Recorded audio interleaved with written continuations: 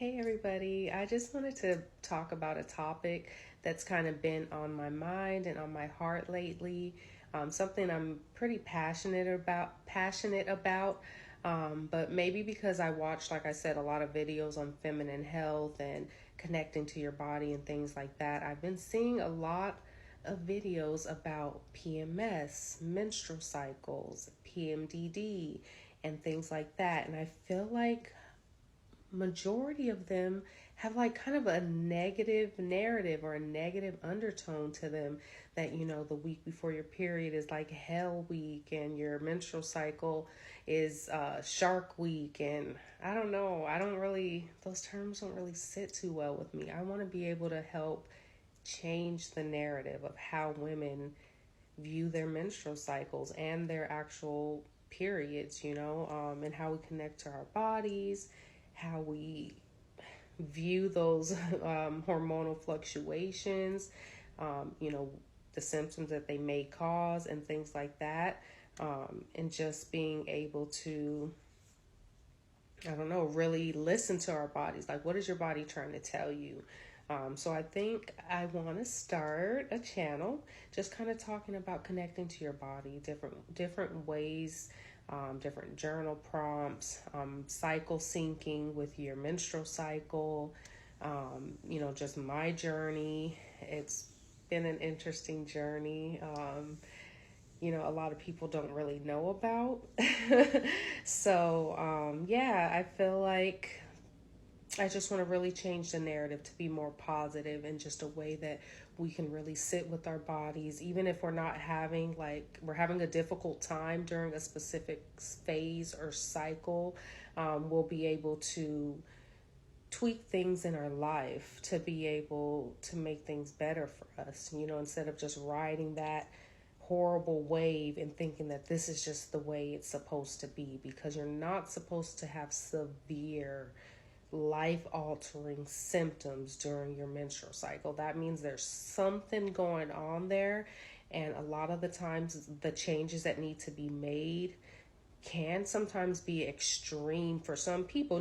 Just depending on your lifestyle, and what you do at that time, it can be extreme. So you have to really look at, like, do I want to have these symptoms, or do I want to make these, usually they're always positive life changes, like cutting out alcohol, caffeine, and having certain diet, making sure you're moving your body, sometimes taking certain natural herbal supplements. It just depends on what your issue is. I can't really say, and obviously talk to your doctor, but a lot of the time, some of this PMDD, that's why it's been a big thing, because PMDD and stuff has not been widely diagnosed and recognized by a lot of doctors. So a lot of women are like, I don't know what is going on with me. Why am I psychotic once a month?